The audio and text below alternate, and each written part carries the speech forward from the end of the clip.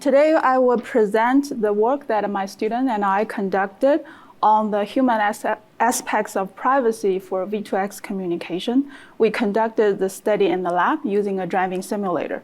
Unfortunately, the first author student could not be here today, so I will present the work. Connected and autonomous vehicle will be our next generation kind of vehicle. So the connectivity function or the feature, in fact, is essential because it will help to overcome the limited perception range of onboard sensors, such as camera. And here I want to show that idea using an example. In particular, the vehicle-to-everything communication have been proposed in the connectivity domain. And I think last year there are some government-related kind of program have been announced for the V2X communication. So here, as you can see, the Eagle vehicle, which is labeled as the black sedan on the upper part of the intersection, is where you can imagine a driver is sitting. And then through the V2X communication, some imminent but invisible danger or the risk, such as the jaywalker want to passing the red light, can be detected and informed to the driver and the passengers inside the vehicle. So while V2X can provide different types of benefits for drivers and the transportation system, for example, it can enhance the driving safety and increase the traffic efficiency, but we worry about the invade of the privacy for CAV drivers and also on other road users. In this work, we're focusing on the CAV drivers. So why we worry about it? Because the lack of transparency about the data collection and the use have been reported for existing connectivity services in automobile. For example, New York Times published 2 articles last year reporting automakers, they sold drivers' behavior data through the connectivity function to insurance industries, but without the driver's knowledge. We conjecture that such privacy threat can only be amplified when V2X is out there. In fact, a growing line of literature or the work have been conducted to enhance the privacy in the V2X. For example, prior study has looked at the privacy issues in V2X communication. There are several review papers have been published here. We cite just one of them. And prior work has also looked into how drivers' privacy could be compromised and protected. For example, anonymization, perturbation, and the DP techniques have been explored in this domain. Recently, we also see there is a growing body of work to look at the human aspects of the V2X privacy. Our group is one of them. Our students, my students and I, we have conducted a study in 2023, mainly used the vignette-based, in other words, the scenario-based description in an online study to understand human drivers' privacy perception and decision-making across different V2X applications. So while this vignette or the scenario-based study is viable, to provide us insights about how humans, perceive these issues, but we argue there are more, complexity we need to look into this issue. The first thing is privacy is not users or the driver's primary goal. I think one of the presenters yesterday mentioned that as well. Therefore, the investigation of privacy in the V2X application should not be isolated from users or the driver's perception of utility. Also, we need to think about the ecological validity when we look into this issue in the driving domain. V2X communication have been proposed, but it hasn't been in the wild. In other words, a lot of users haven't been experienced it. So therefore, we're asking, how we can allow users to experience the utility, and we believe that is essential to evaluate their awareness of the utility and the privacy of the V2X function. Moreover, in the context of autonomous driving, transparent communication has been found to be essential to enhance users' trust and acceptance of the technology, and it is usually recommended to provide some type of or somewhat transparency of the autonomous systems, for example, explanations or some warnings.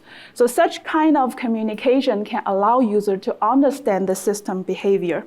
In V2X, in fact, there are event-based warning messages required from the standards point of view. For example, the Society of Automobile Engineers, they have published the article to indicate this kind of warning message has to be there when this kind of event happened in the V2X.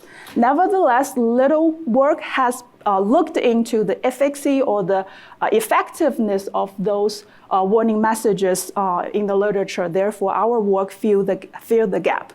So here is the research question for our study.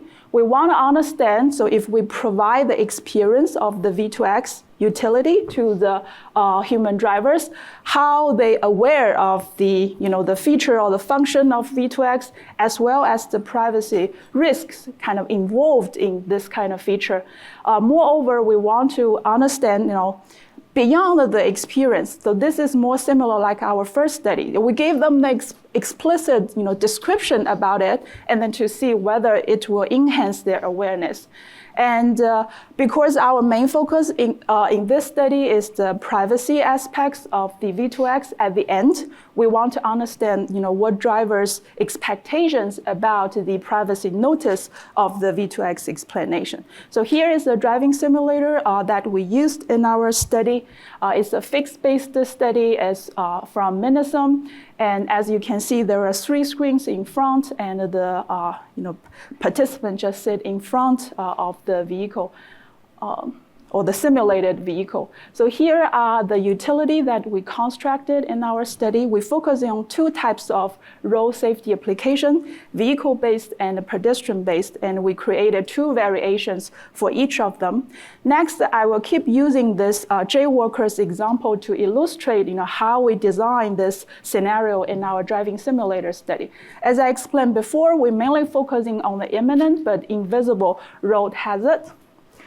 During the study, we present the event-based warning, like I bolded or highlighted on the bottom left of your view. And then when this message is presented, we also present a warning charm at the onset to attract the driver's attention, because it's a CAV, so we construct the study in the fully autonomous driving, which means the drivers don't need to do the driving task. We gave them the secondary task in order to catch their attention, so the warning charm is implemented.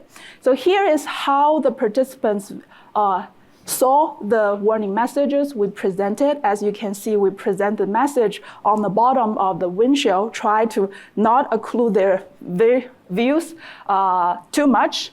And then for the warning message that we presented, we follow the situation awareness framework. We explain how the CAV was acting based on the critical event, and we also explain why CAV was acting as this.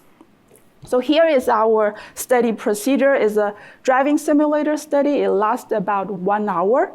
After participants come to our lab, we gave them the brief introduction about the technology involved, CAV and the V2X. Of course, we obtained their consent at the very beginning. And then there are 3 different driving sessions.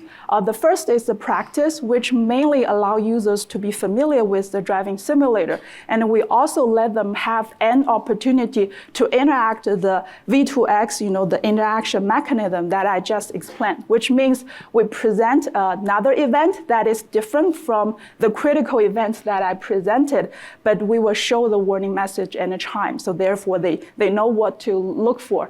And then in the first form drive, it's 15 minutes, I think about 3 or 5 miles.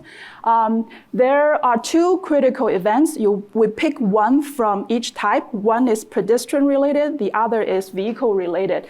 To understand the effect of the explanation or the warning message, we vary the presence and the absence of the warning message. As you can see, there is one scenario with the message, the other one we exclude that message. And we counterbalance the type of the application's presentation between the two formal drives. So this is a kind of control that is necessary in a lot of human subject study. We also counterbalance the presentation order of these warning messages across the participants. Okay, so the between the two formal drive, we have a description. So that is corresponding to the RQ2 that I mentioned. We want to see whether this will have a somewhat different effects compared to the experience. And after all the formal drive, we have a post-session question, mainly focusing the RQ3 question I explained before. There are a lot of findings in our study due to the time limitation. I will mainly focus the finding in the post-drive interview. So the interview is semi-kind of structured. So the question that we designed is, again, based on the situation awareness framework. We focus how human drivers perceive and comprehend the utility and the privacy aspects of the V2X applications that I explained before. Specifically, we asked them whether they had noticed the safety critical events in each of the formal drive and correctly understood what happened. And then we also asked them what type of data were exchanged in order to ensure such kind of road safety. As I mentioned, in the end, we asked them the expectation of the privacy notice. So we conduct the study on campus and recruit 32 participants. Here is some of their demographics. They are a combination of graduate students, undergraduate students, faculty members, and staff. All of them claim to have valid driver's license. Some of them have experience of autonomous driving, but the number is very limited. Because our study is interview kind of focus. So therefore, our sample size was aligned with the best practice in the qualitative study to ensure the saturation. And we did obtain it when we conducted the data analysis. So all the open-ended responses we collected from those questions were analyzed using the semantic analysis. And here are our findings. So all of the participants, they recall the events with both warning chimes and the messages. However, if only the chime is presented, only 69% of them noticed. So in other words, this result suggests that the explanations are helpful for drivers to pick up the safety critical information in the dynamic environments. However, none of them mention the contribution of the V2X communication. Recall, we make that explicit at the beginning of the instruction. Here is one quote from one of the participants. So therefore, we conjecture their experience or some of their prior experience matters here. And when we understand the privacy risk of the V2X communication, so here we use their awareness of the exchanged data as a proxy to this because we haven't presented any privacy notice at all. So all the participants, they describe sensor-based data connection. So this makes sense because sensor, are on a lot of vehicles that we are driving nowadays. Here are the two quotes from the participants. Nevertheless, only half of the participants mentioned the V2X to be the source of the communication. As you can see, it's a little bit higher than the chance level. But again, we make this explicit to the participants at the beginning. So therefore, privacy awareness could be limited without the explicit notice and could be influenced by drivers, their prior experience. For example, they mainly experience the sensor-based data collection in driving. So for the RQ2, for the description, we obtain the effect. So after the explicit description, all participants aware the contribution of the V2X communication. They also increase their privacy risk awareness. As you can see, 78% of the participants become aware of the data exchange. There is more than 20% increase, but again, it's not that ideal. And I present a quote from the participants here. So for the expectation questions, we explicitly focusing on two aspects. When the participants want to see this privacy notice, we gather diverse expectation from the participants or the users, have them want it to be informed upfront. So you can treat it like the messages that you received when you start to using your map function on your iPhone. And about a quarter of them prefer to have real-time kind of data exchange to monitoring the data flow. While this sounds very, time-consuming or maybe cognitive burden, but because it's autonomous driving, drivers are free from the driving task. So this sounds kind of viable. And another quarter of the participants prefer to have it after the driving. So they want to see some log and reports. Regarding how, so there are also different kind of expectations. There are about 20% of the participants want to just to see the privacy policy, just one time, either when they first start to use the vehicle or when they purchase it. Another about 20% want to see it as a report and a log. This is consistent with the other question that I just mentioned. There is another about 60% prefer icons and animations to indicate the ongoing data exchange. Again, so this is consistent with what I showed before. So in summary, after experience different safety critical events with V2X messages or explanation in the driving simulator, we found that participants review limited awareness about the utility of it, as well as the privacy risks involved. We believe that our results underscore the importance of enhance the transparency about the V2X communication to end user or the driver, not only from the privacy perspective, but also the utility. We obtained diverse expectations from the driver's perspective regarding how they want to be informed about the privacy risk. Therefore, we recommend to have future work systematically evaluate the privacy notice design in this domain. Based on the prior literature, we can consider different aspects such as timing, channel, modality, control, so on and so forth.